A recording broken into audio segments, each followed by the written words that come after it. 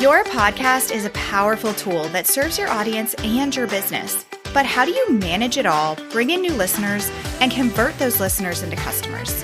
That's what this show is all about. Welcome to Podcasting for Educators.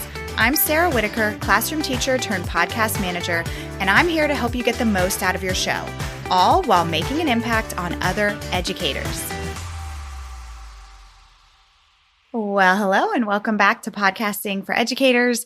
I don't know about you, but I love podcast episodes that leave you with some sort of action that you can take right away. And that's what I'm going to do with you today. I want to give you some new ideas on places where you can be promoting your podcast with a very minimal effort. Sound good? I know. I think we all love finding ways that we can automate our business. Whenever we can automate something, it saves us time and it's one less thing that we have to think about. And when it comes to promoting our podcast, we tend to think of it as promoting specific episodes, usually as they release kind of on a week-to-week basis, which is important. And I, of course, think that you want to be promoting specific episodes as they're released and also referring back to old episodes. We tend to do this in our weekly newsletters or Instagram stories, on our Instagram feeds, in our Facebook groups, if you have a Facebook group. And that's great, and that's good, and that's necessary.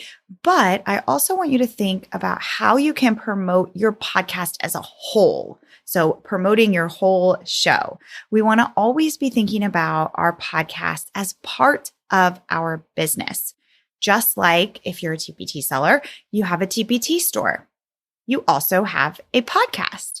Just like you have an online course, you have a podcast. I want the two to weigh out similarly in value.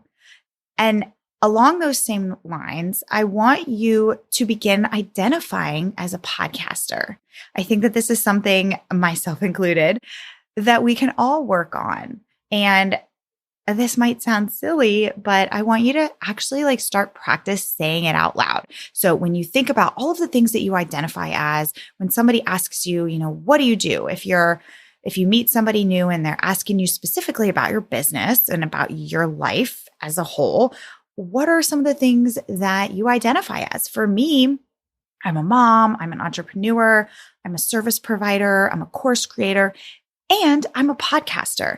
Those should all kind of be lumped together. For you, it might sound something like I'm a TPT seller, I'm a literacy specialist, and I'm a podcaster. So I want that to be part of your identity.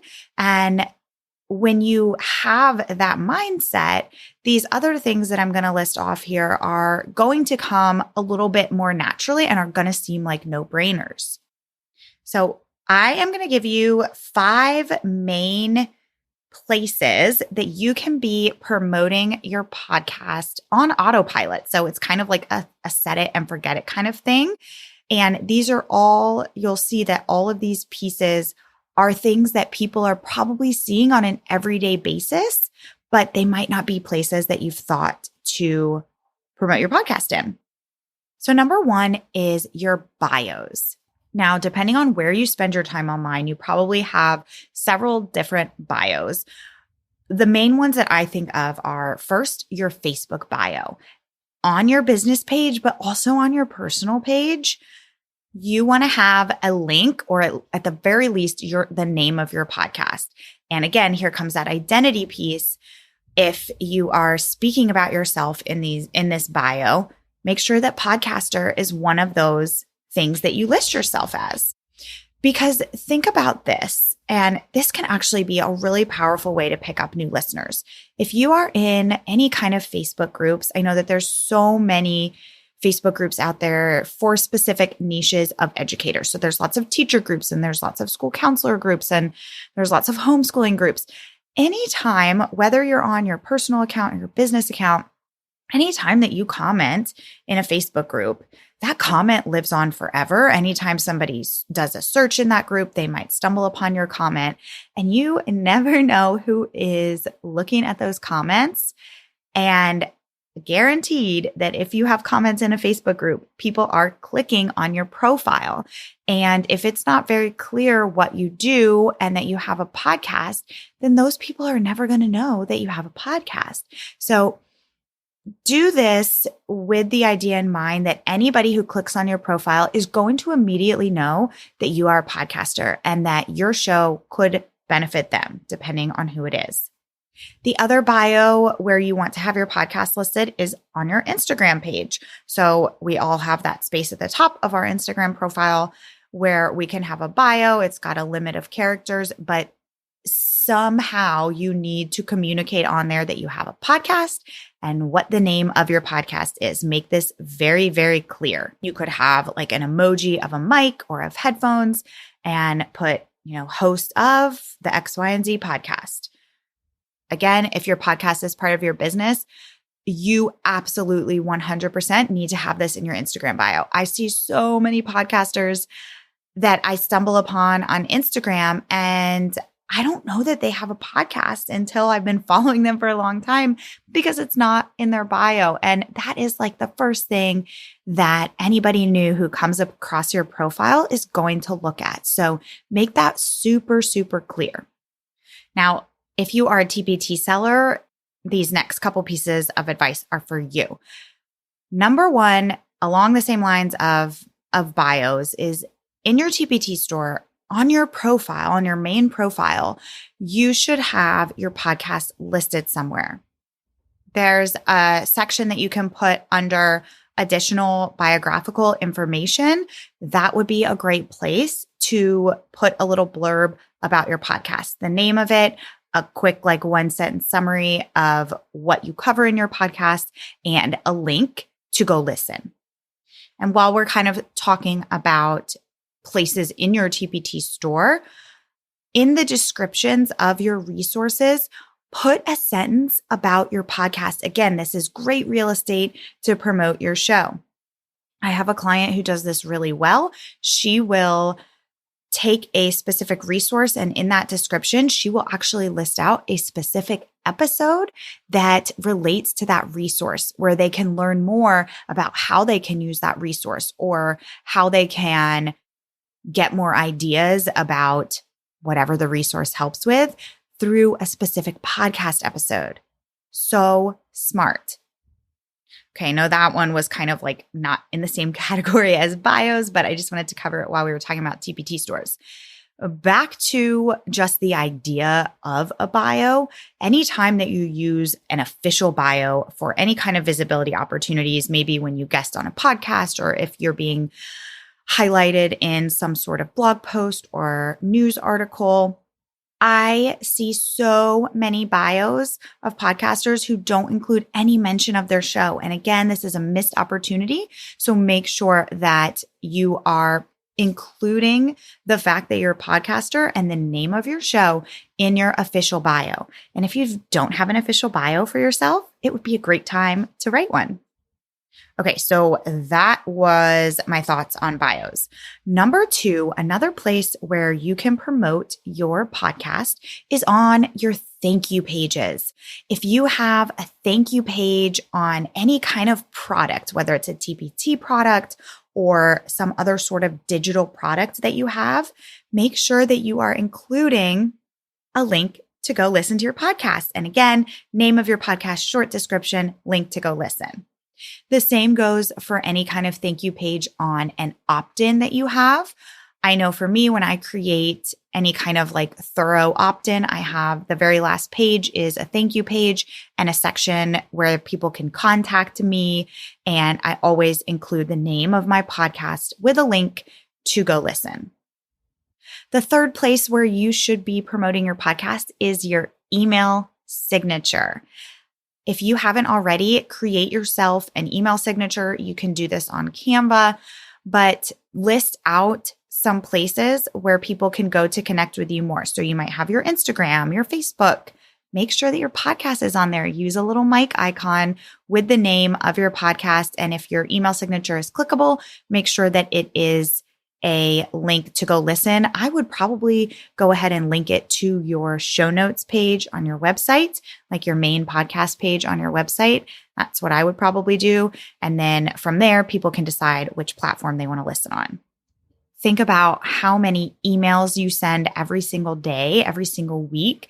Again, this is just really, really great real estate to be promoting your show. You never know who's going to scroll down and see that you have a podcast who had no idea that you had a podcast before that.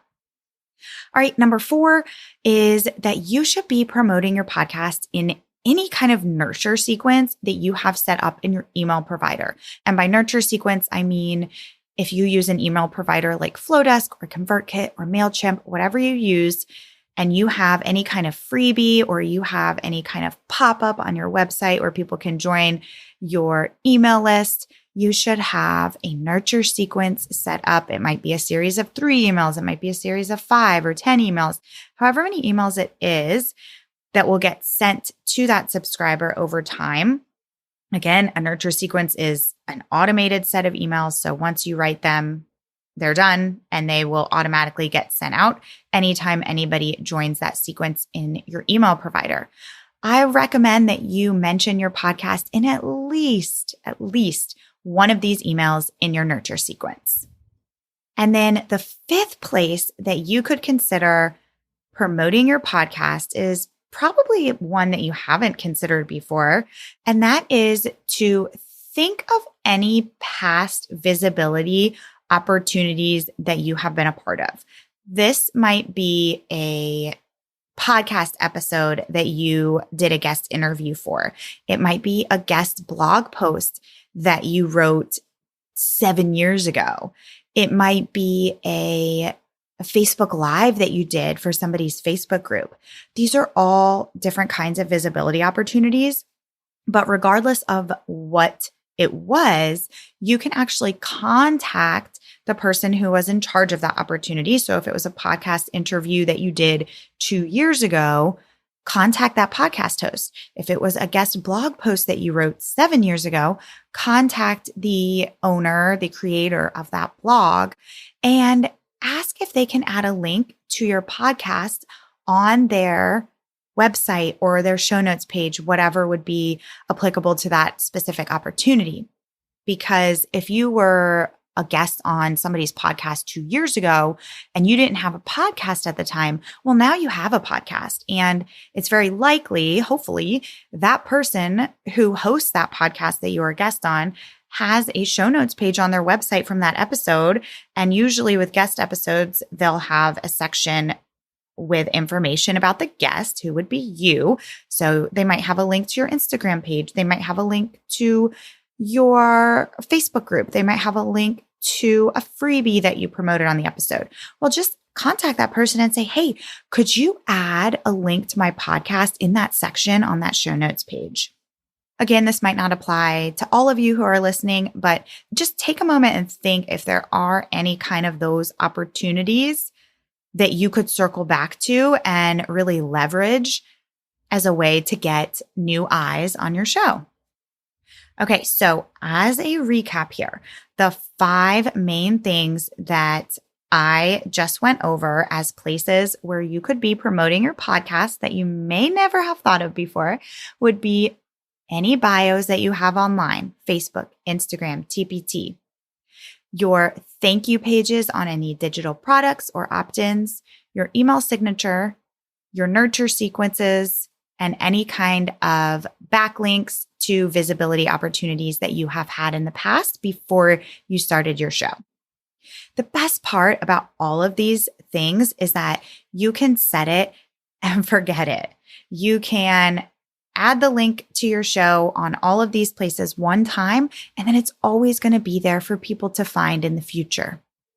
Now, I told you that I wanted to give you an action step to take today that you could go and implement right away. And don't worry, it's not to go and implement all of these things because I know that that would take you a very long time.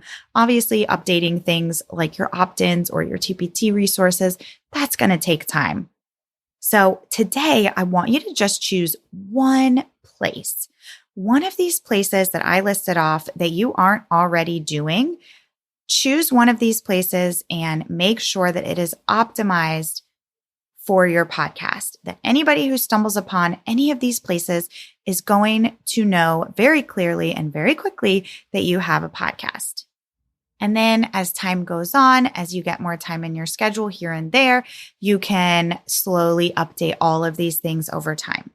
I hope that this was really helpful for you and gave you some new ideas to try. And with that, I will see you in the next episode.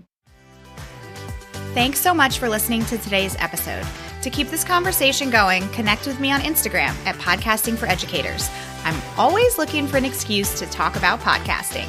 If you're looking for support in launching, managing, or growing your podcast, check out my online course, the Podcasting for Educators Prep School, at podcastingforeducators.com/prep school. I'll see you here next time.